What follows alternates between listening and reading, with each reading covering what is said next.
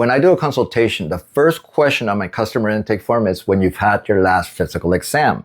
There's a lot of reasons for that, but one of the big ones is testosterone. Chronic stress, it changes your body's chemistry. So today, I'm going to walk you through why testosterone needs to be checked, what treatment actually does and doesn't do, the myths and abuses around it, and why roughly a third of the men that I coach, myself included, are on either testosterone replacement therapy or working with men's clinics. Chronic stress like divorce, it lowers your testosterone levels, and even if your labs come back within normal limits, it may still warrant treatment. Depending on the physician and their comfort level, the response is often a wait-and-see approach. The typical history, it may look like this. A man in his 40s, they've been going through a divorce from about 3 to 6 months. The stress, the rejection, the instability, it's eating him up inside. The future is unclear and there's zero situational awareness. He's always tired, sleeping 4 hours a night, sometimes less. He falls asleep and wakes up in the middle of the night angry at himself because he can't get through the night. The anxiety is causing anorexia, meaning that he has like zero appetite. He's not starving himself. He just doesn't feel the need to eat. Clinically speaking, that's anorexia. Sex isn't a priority because the drive is just not there. His libido's gone. Not low, gone. He just doesn't think about it. He may be losing weight because he's anorexic, but dude's percent body fat, unchanged. He's detached and he catches himself tearing up for no reason. His concentration is piss poor and his patience is shot. We've all been there. You're probably there right now. Concerned friends, they're going to tell you that you're depressed and they wouldn't be wrong, but depression is a symptom, not a diagnosis. So you make a doctor's appointment and the doctors, they take your history and on physical exam, you've lost 15 pounds, but then again, you needed to lose weight anyways. You're prescribed an antidepressant or an anxiolytic like Xanax to help you sleep through the night, and after seeing you, the labs get ordered to be done first thing in the morning under fasting conditions. The results come back and basically all within normal limits. What I'm sharing with you right now are the results from an actual client. While I'm not a physician, I am medically trained. His testosterone came back at 420, so except for his A1C that's a little elevated, everything's within normal limits. Or is it? A year ago, his labs, they were quite different with a total testosterone of 640.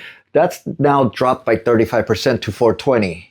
That's what chronic stress and sleep loss will do to you. Free testosterone also dropped by 40%, and stress raised the sex hormone binding globulin, which it lowers the amount of usable testosterone. Your cortisol a year ago was 14 and now at 19. That leads to a lower clearance of estradiol, so your estrogen went up from 24 to 36. So you lower your total and your free testosterone while raising your estrogen levels, but all within normal limits, except for your A1C, which is 5.8. The doctor's nurse, they call you saying that you're pre-diabetic and just to be checked in about 6 months. What the doctor's missing is that your body is reacting to these hormone changes. Screw them being within normal limits. There's been changes and you're symptomatic. There's even a further case for treatment because your testosterone dropped by 35%, your free testosterone by 40%, and your estradiol was increased by 50%. So although your labs were within normal limits, you better believe that your body is reacting because there's something called a testosterone to estradiol ratio. A year ago, that ratio was 27. Now, 12. This is important because you don't really feel the testosterone levels as much as you feel the testosterone to estradiol ratio. Anything above 20 is androgen dominant and anything around 10, estrogen dominant. This shift, it leads you to further feeling like shit because guess what? That ratio, it drops your dopamine level. So don't tell me it's mind over matter. It's chemistry, and right now your chemistry is all off.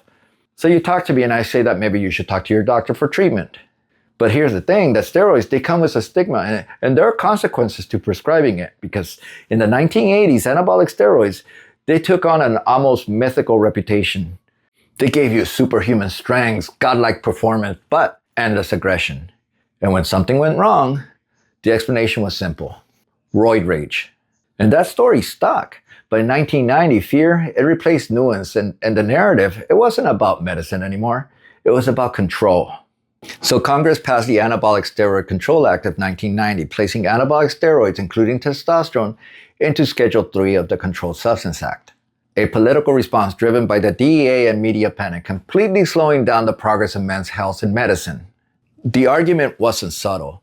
Steroids were portrayed as dangerous, addictive, and capable of turning men into violent, testosterone-fueled criminals. The phrase roid rage did most of the heavy lifting, even if the actual evidence behind it was weak, inconsistent, and mixed.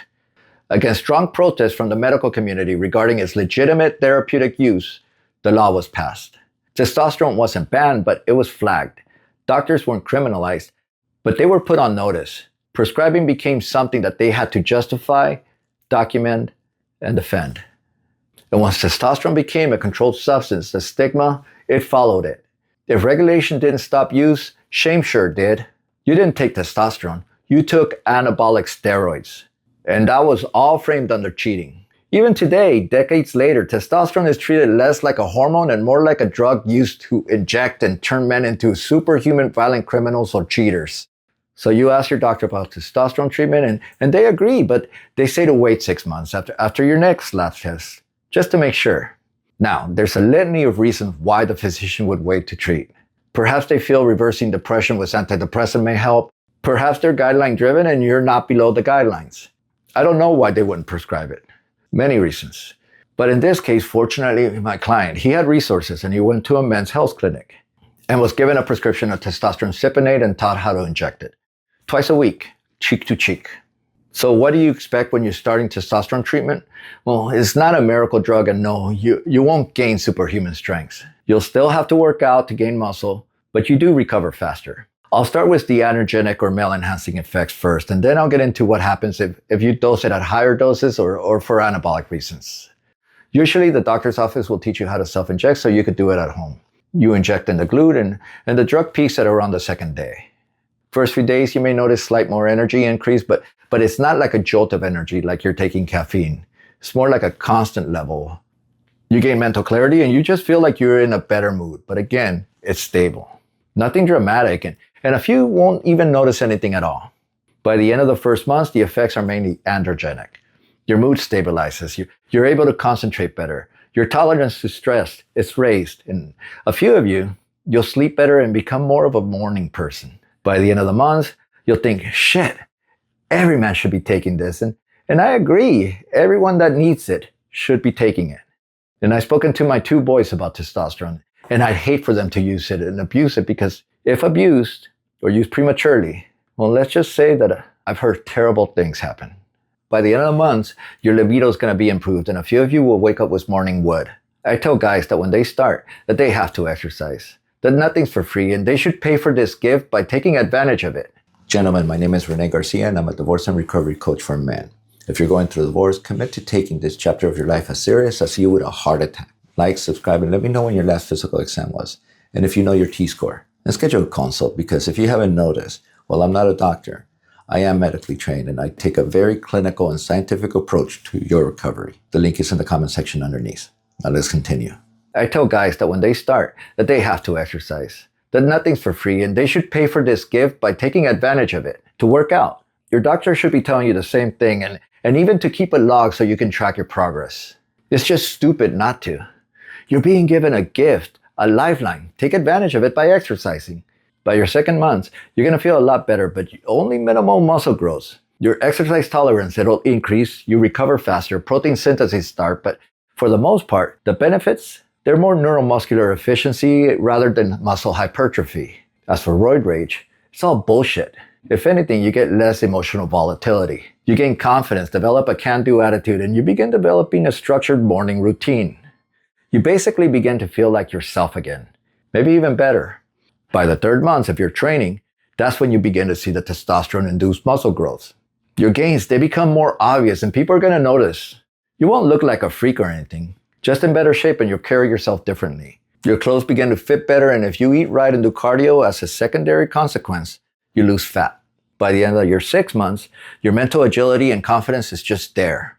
You're more focused, and assuming that you exercise, and you better be exercising to get the most of your benefit, you're going to get checked out, and you look at yourself in the mirror, naked, liking what you see.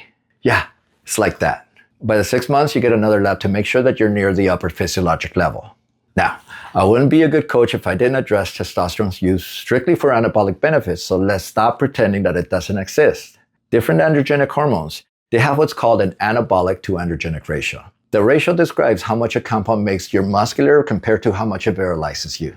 Testosterone is the reference point, and it has a 1-to-1 ratio. So you get the same signal that makes muscle going to the same signal that drives the virilizing traits. You can't separate the two.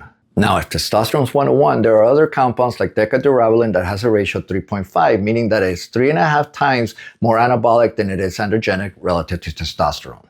This is important because compounds like decadurabolin at high doses, they drive muscle growth harder without the androgenic side effects that you'd see if you push testosterone at high doses.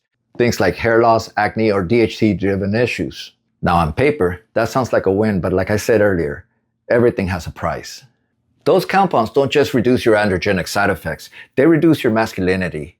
Your libido, mood, motivation, confidence, and central nervous system, it just tanks.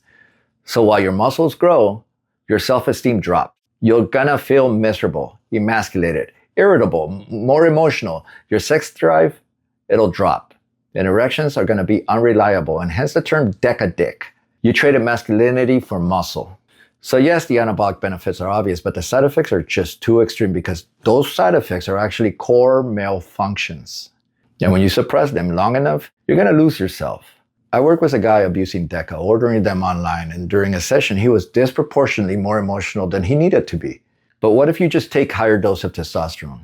Remember that when testosterone is used at physiologic replacement levels, what most men feel at first is not size. They're just going to feel more masculine, reassured, energy, drive, libido, mental clarity, and dopamine returning to normal. And when you go from dopamine deficit to normal levels, it's like you go from low contrast to highly saturated conditions. The anabolic effects, real as they are slower, they're earned, and proportional to training and nutrition.